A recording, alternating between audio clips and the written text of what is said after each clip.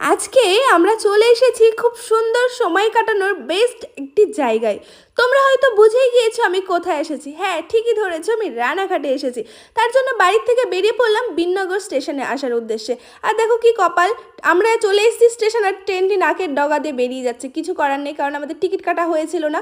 তো এখন টিকিটটা কেটে নিয়ে এখন ট্রেনের জন্য ওয়েট করতে হবে, কি আর করা যাবে। এখন স্টেশনে বসে বসে ওয়েট করছি কখন ট্রেন আসবে। রোদ্দুর আমাদের কপালটা পুরো ফাটিয়ে দিয়ে চলে যাচ্ছে।